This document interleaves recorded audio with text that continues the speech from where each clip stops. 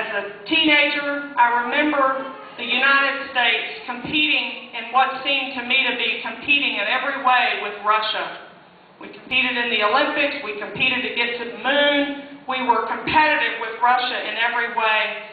And that nation, replete in natural resources, crumbled from within because the government took and took and took. Didn't lose her resources, she lost her will to work. She had no dreams. And we are headed down that same path in this country until or unless we recognize those policies that protect freedom and those that destroy it. So since 9/11, I have been on this quest to say, what is it? What is at the crux of freedom? What's the difference between a constitutional republic and a communist dictatorship? We better understand that, or we'll never preserve that constitutional republic. And we are slipping from it. So the cornerstone of this campaign has been this argument. Private property ownership and gun ownership are the essential elements of freedom.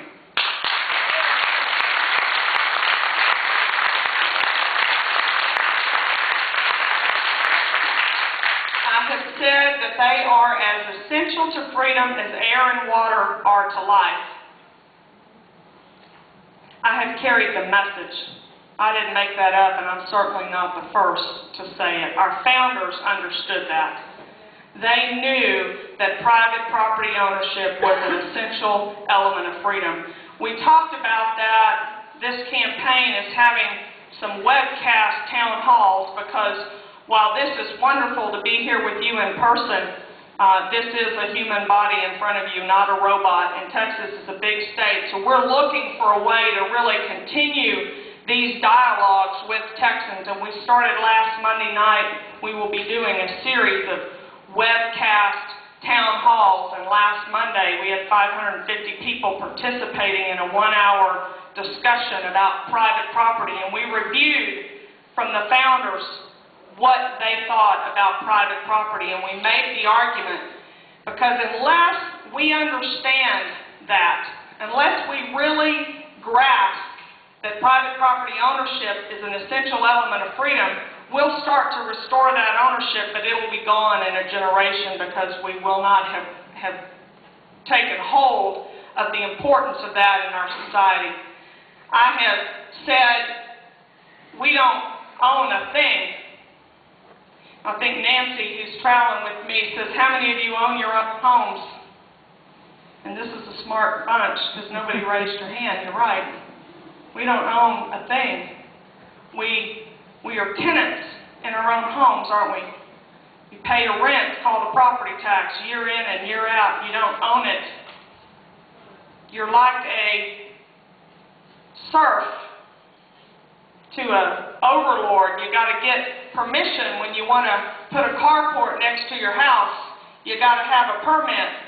When you want to drill a well, you got to have a permit. When you want to pull water out of the ground, somebody wants to know, well, how many gallons of water do you want out of the ground?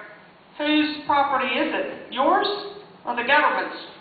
And I'm here to say in everything that Kay Hutchison and Rick Perry do, they tell you by their actions that it's their land, it's not yours. When we want to build a Trans-Texas corridor through Texas, you don't have any say.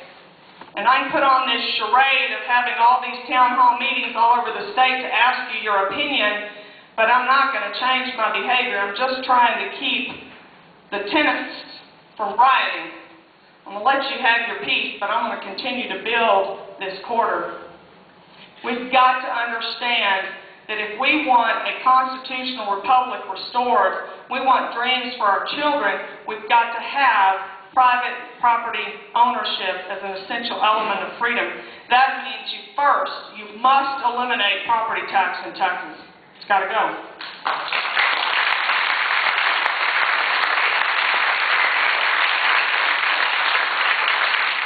You eliminate property tax and you severely harness the abuse of eminent domain power in the state of Texas, and you get something back. You get it back pretty quick. You get true private property ownership back. And we were talking outside, and some were asking, well, if it's that simple, why haven't we done it? There have been, in fact, champions in the Texas legislature who have advocated eliminating property tax, because these last 3 legislative cycles where we have chewed on the appraisal cap reform is nothing but a diversion. It does nothing to restore private property ownership, and there have been some who said we need to get rid of the tax, but they've had no definitive studies. And change is hard for everybody, and so we've not had the fortitude to push that legislation through. Fortunately for us, today, the Texas Public Policy Foundation commissioned a study, and they released that study in April of 2009. One of the things that the founders understood we have forgotten is that freedom and prosperity walk hand in hand. And that study looked at the property tax system in Texas. It's actually entitled something about tax reform. It really wasn't interested in the issues of freedom. It was looking at the tax burden and the economy in the state of Texas, and it knows that Texas has one of the highest property taxes in the state, and so it was looking at what would we do if we reformed property tax. And that system said, get rid of the property tax. The Texas economy, any economy, could be analogized to a mule.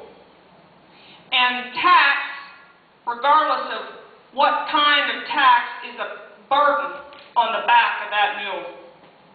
Property tax and income tax, the poorest loaded burden possible. Essentially stacking the weight that you're asking that mule to carry on his front left shoulder, he can't hardly walk. The sales tax, same weight, spread evenly across the back of that economic mule. He carries that pack fine and he plows the field all day long without foundering. But you stack it on his front left shoulder as with a income or property tax, and you depress the economy. That study says you get rid of property tax in Texas. We've got a pile of money today that's sales tax money and a pile of money that's property tax money. You get rid of the property tax entirely, and you raise all of that same dollar for dollar. You get that same amount of money with the sales tax in the state of Texas, and you will see a $3 billion increase in net personal income, and you'll add 150,000 jobs to the Texas economy. That's because freedom and prosperity go hand in hand. You restore freedom, and it gives a tremendous economic incentive to the state of Texas. People wonder, well, how does that work? It works like this. You've got a $3,000 check in your pocket that you used to hand straight to the county tax appraiser.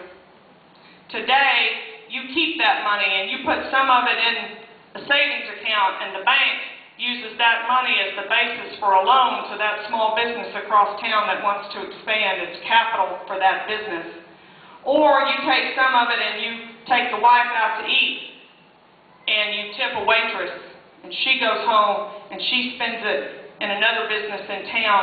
And that study says that those dollars, those $3,000 that you once put straight in the government coffer, will be spent 3 to 5 times in your local community before it ends up as a tax. That's where you get that extra economic activity, and you see a $3 billion increase in income, and you add 150,000 jobs to the Texas economy. And some of you who have watched the debates are thinking, well, we're doing okay on jobs. The governor tells us that we've added a bunch of new jobs in Texas. You're a little bit schizophrenic about that because you know your neighbor's been laid off, your kids are having a hard time finding a job. You haven't had a raise in 4 or 5 years, and you know somebody else that used to work a 40-hour week, but now they're working 36 or 32. But the governor says we're adding jobs in Texas and things are fine. And then you hear that upstart Debra Medina say, not so. You look at the U.S. Department of Labor Statistics report, and it will confirm for you that there were 142,000 more Texans working in November of 2009 than were working in this state in January 2007.